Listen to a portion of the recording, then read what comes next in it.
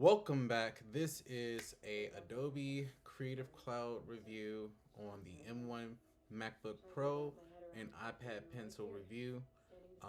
So my name is Jeremy Sistrunk, and I'm a seasoned software developer. And I just wanted to go ahead and give you my perspective on the Adobe Creative Cloud M1 MacBook Pro and the iPad Pencil review. So this year I spent like 3,000 on the iPad Pro and the MacBook Pro setup with the Apple Pencil so that I could increase my productivity. Until now, I was carrying around like a big binder full of paper wireframes and I thought that being able to create Adobe wireframes with Adobe XD would be cool to use with the iPad Pro. But we need to talk. We need to have a real serious talk before you make this purchase. Adobe XD is pretty much incompatible with the Apple setup, and no one is talking about it. Google and Coursera is pushing Adobe XD on the platform, and it's a shame that there's a real opportunity here for Adobe, but right now they just aren't up to par. Their cloud sync doesn't really work with my M1 MacBook Pro, so that reverted me to download the files from my Adobe account. Uh, and that caused such a huge problem. So I kept running into this weird issue when where sometime Adobe XD would crash, and now the files are not saving for some reason. And when I open up Sidecar, it would just be crashing and crash routine, losing hours worth of work. And let's just be honest, am I gonna sit here and present the MacBook Pro like it's the problem? Uh, no, I'm not. I'm not going to sit here and say that it's the problem. So I don't blame Adobe. And excuse me, I'm not gonna blame Apple's mis incompatibility with Adobe and put it off on Mac like it's their thing. I'm a software developer, and I know I've been following Xcode and all these different platforms, and Xcode has been giving out so much information about the about their compatibility, about trying to get your stuff ported over to the Mac Silicone, and I don't think Adobe made the investment for the new Mac Silicone stuff for the platform, but they somehow have all of their executables on the M1 MacBook Pro App Store, and we're downloading this software thinking that this software is compatible with our machines, and it's not. Um, so am I gonna be on? Let me just be honest. Am I gonna sit here and present the MacBook Pro like it's the problem? Am I gonna sit here and present the iPad Pro like it's the problem? No. I'm sure Adobe's gonna get his stuff together. They're gonna get their stuff together for more popular YouTubers like Marquise Brownlee, and they're gonna make sure that Final Cut Pro, uh, you know, is going to be purring for him, because their entire, I'm pretty sure that Adobe has allocated their entire development staff to just supporting Final Cut Pro before this thing was released, so that all these popular YouTubers, all of their video editing software would be perfect. But what about us professionals out here, designers, developers out here who have to use their products as well? Such as and I think also like the big problem here is too, Adobe has 500,000 different programs. How can you support each and every single one of these programs? Like, think about, like, I would think that at minimum each one of their popular softwares and popular applications would at least need like 5 to 10 engineers, and they have like now about 12 different applications. So Do you really believe they have like 65, almost 70, almost 100 engineers at Adobe? I personally don't think so.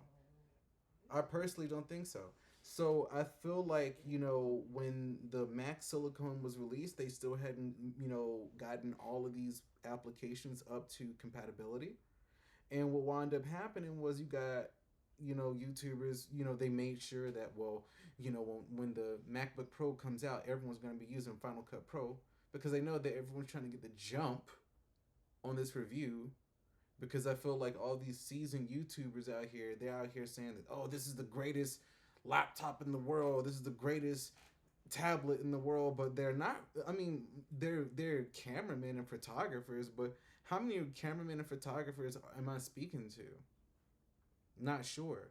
So at the end of the day, if you're a software developer or you're dealing with some kind of others, like maybe graphic design, maybe something, more technical, maybe, you're gonna people who are gonna be really throwing their weight around this. This is the kind of the MacBook Pro, iPad Pro is they're targeted for professionals, and these are the kind of people who are going to be looking for this particular type of product. So but so basically, let me just get down to brass tacks. Um, I'm not sure. I'm pretty sure that they just got Final Cut Pro right out the door, right before M1 Silicon was released, and but the hard reality is that a designer by the name of Kill Lauren taught me. She's on YouTube, by the way. I absolutely love her channel. Taught me that honestly there are plenty of alternatives to the Adobe Suite, and it's just about time that we face the reality that the Great Pancake is here to stay, and it's about time to leave Adobe alone. Let me just let that sink in for you. There are so many software alternatives out there, and the Creative Suite is always going to be finding some way to tax my wallet. And although I do agree that we as designers are going to have to get out of the habit out of just using one tool, um, I'm really happy that the UX course I'm taking is pushing that fact, but recommending that everyone in the class use this buggy software and we just buy into the Adobe brand with a 6 months trial, because the inevitable Adobe hack and slash at your wallet is just not worth the time wasting, frustrating migraine of losing hours worth of priceless work that you're gonna put into this software just so you can pay for it. The solution is that Adobe. I mean, let's just really be honest. Like, I mean, she goes into all these different alternatives and stuff. You know, that's about the reason why I'm trying to tell you from a performance standpoint, from a designer's and a software development standpoint, because these are very expensive tools. Not everyone has Apple money. And if you're gonna sit out here and you're gonna invest this kind of money, you're gonna need to know the performance of these particular tools. And I'm just here to say that Adobe does not have the proper performance. Adobe Creative Cloud is not ready. Is not ready for the new M1 MacBook Pro. And it's that the cloud sync doesn't work. The doggone it just keeps crashing and crashing and crashing in Sidecar. Like, I mean, it's just not ready for the new. It's too buggy, and I can tell you this from my own personal experience as a paying customer. And but the real solution is, I mean, let's just be honest. There are some software solutions and some software alternatives like Figma, that are so great, and they're practically free. And let's just be honest, we're out here playing for Adobe, and it's not like they actually have support. You know, everyone else's solution. You got Marquise Brownlee, you got all the tech tubers out here. I'm sure there's your more established tech tubers. I'm sure we'll have all the patience in the world for this. But if you're out here trying to make people's dreams come true, you don't have time for them to get their ish together. Okay? Now that we got that out of the way, let's get to the potatoes pie, the thin, the elegant, the light, the two-piece chicken wing combo with Zax sauce for your biscuit head, the MacBook Pro. The MacBook Pro M1 Pro 16-inch 10 core CPU, 16 core GPU beast. I'm here to tell you now. Okay? Having open Visual Studio Code with several local servers chugging in there, Blender, Slack, Craft, Adobe XD, Music, Pages, Numbers, Keynotes, Chrome with over 40 tabs open, Mail, forgot to add this one, Final Cut Pro, which I'm recording on, and then I got, and then I'm also, by the way, didn't know how to really do this, but I'm gonna be splicing together like images and video from my iPad Pro and my MacBook Pro to just kind of get like a weird like B-roll. Let me see if that works. Just to see like for other YouTubers that are out here having like 8 cameras or whatever, if you just had your iPad Pro or MacBook Pro, I wonder how. I'm trying to see how much production value you can get with just like the low dirty cut. But if you just had like just 2 devices. But anyway. With all of that open, my MacBook Pro is absolutely killing it. And I am talking about this, it eats and it still want to eat some more. I got blenders, I got 3D renders going on, I got imports coming in from Final Cut Pro. You don't understand, this computer eat. Okay? Sidecar with my MacBook Pro, then being able to use my iPad Pro and being able to switch it and use it as a separate display, being able to switch back to it, and then being able to switch from Sidecar on my MacBook Pro and being able to go to Jira and Craft, my iPad apps, to organize my project management and possibly be using my laptop screen as a preview and using my iPad Pro as my code monitor or vice versa. I mean, absolutely, wow. This is something that we, as software engineers probably have never really dreamed about, the ease of access of having 2 screens without having 2 whole physical monitors or laptops. You can have it anywhere. You can go to a coffee shop and have this anywhere. I mean, it's wow. It's absolutely great. It's definitely worth the money because all those programs I'm using simultaneously with no hiccups, and the beat goes on and on. I don't feel even a little bit of slowdown when working in Blender, okay? Which is something I've never been able to say before. And I'm always here talking about adopting new technologies to match this. You have always got to be learning something new and different in order to stay competitive in the world of software development. And I'm here to tell you, 3D is getting to be huge. And there's a lot of different ways to stay competitive in the world of software development. And there's just a lot of different uses for 3D, including Mr. Beast's Squid Game was all pre-rendered on Unity using 3D software, so that they could make sure that they had they got the camera in the most optimal position for a lot of those shots. So for a lot of those shots, they were able to do stuff in one take and make sure that every cent that they spent in production was well spent. And believe it or not, 3D is not impossible to learn. And it has a lot of different uses. So if you are looking to see what this 10 core, 16 core GPU, there is something for you to do now. And instead of buying into being this brand thing, you can realize it for what it is.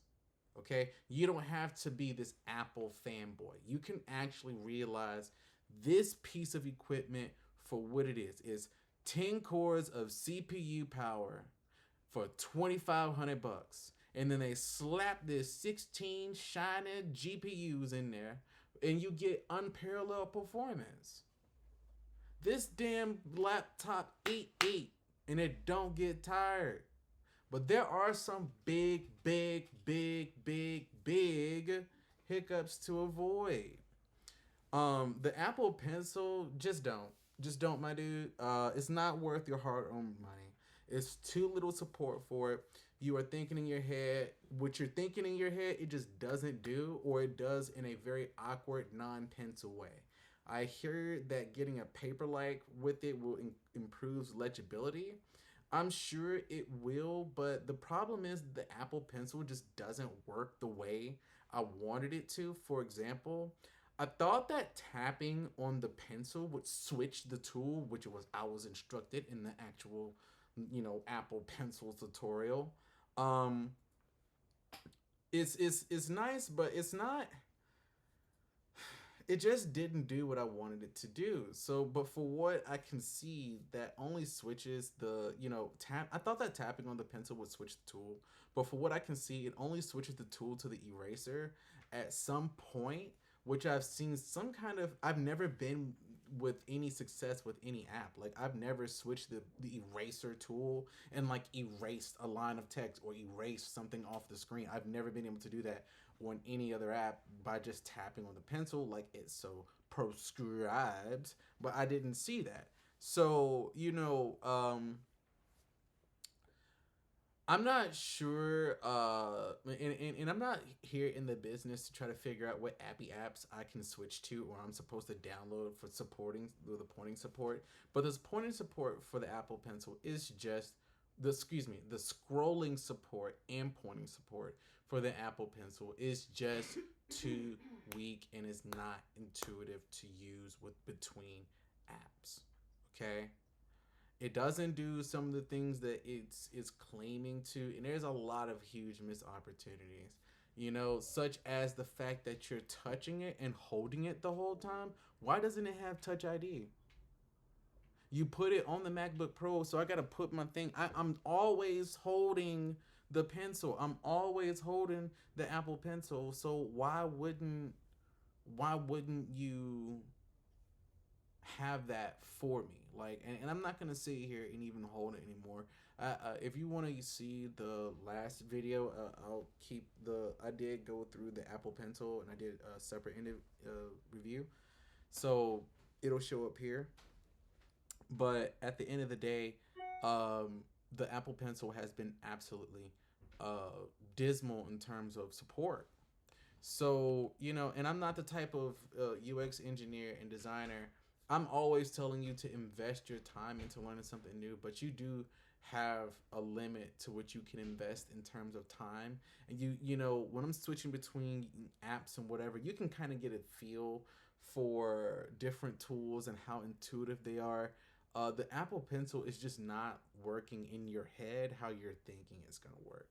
They're going to have to increase support. They missed a bunch of opportunities, not putting Touch ID on the Apple Pencil, and I'm holding the pencil all the time.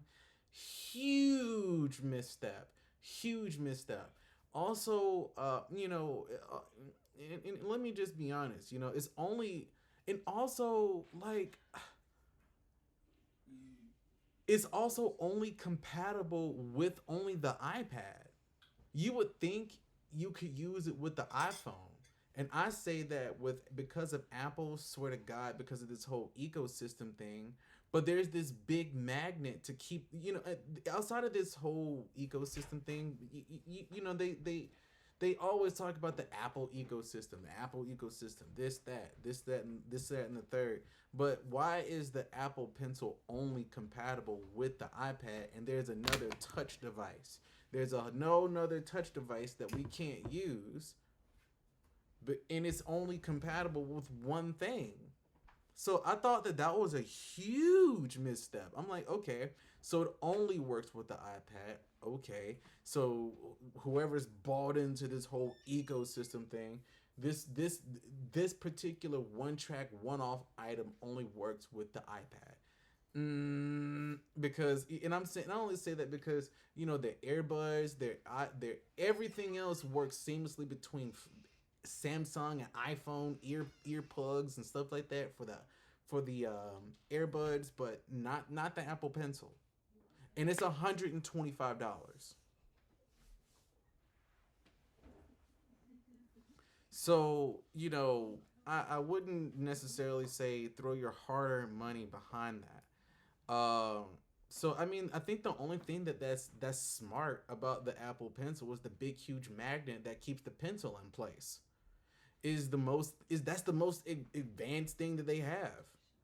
So, unless you got some great handwriting for some slow handwritten note, go ahead and be my guest. But if if I sat here and I wrote this whole script in a beautiful park in a coffee shop with the morning sun hitting my face just right as I sip my black morning coffee in a nice scarf with some nice cafe music playing, it wouldn't have gotten done.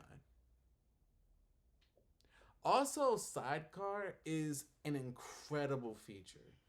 Um, but I have no idea. Sometimes, when I'm working on it, it would just like freeze sometime. Um, but I do notice it's easier to operate on my Comcast business fiber line that I got at the house. But if I'm out and about, or if I'm working while I'm hanging out at a friend's house, or if I find that the connection can be iffy, sometime it will just easily just disconnect and reconnect sometime. But and then some that's in the best case scenario, but in the worst case scenario, sometime it just won't find the iPad entirely, which then you have to like restart the iPad and restart it becomes a whole thing at that point. Then you start losing time. Instead of and sometimes like it'll be buggy because there's the way that Apple has it set up. You have your primary displays worth of apps, and then you have your sidecar apps. So if it freezes in the sidecar apps and it crashes, it doesn't until you reopen it on your main display. It sometimes you can lose information in between that. I did that with Adobe XD. Haha. So um don't do so sometime when that does freeze up and it goes really south, that becomes a huge issue. So I really hope that maybe I do believe that that can be solved with maybe like a software update, but I don't know, man. I mean, who's who's gonna stumble upon this video? Who's gonna actually get this and share this to Apple so that we can actually get some kind of help? Who knows? But whatevs. Um, so long story short, skip the Apple Pencil. Just skip it. Skip the Apple Pencil. I do have a more in-depth video about the Apple Pencil here, and I'll keep it, and I'll also put a link to it in the descriptions. But let me just put the TLDR version. Adobe is on fire. It's time to jump ship and find some other software. iPad Pro, MacBook Pro is definitely worth the money. Definitely go get it. Go get it. Go get it. iPad Pencil. I mean Apple Pencil. Skip it. Skip it. Skip it. Skip it. Skip it. Skip it. Skip it. Skip it. Skip it. And save your money. Is not worth the money. The Apple Pencil is a plastic magnet piece of nothing. That's the end of my TED Talk. Adobe, whatever. Thank you.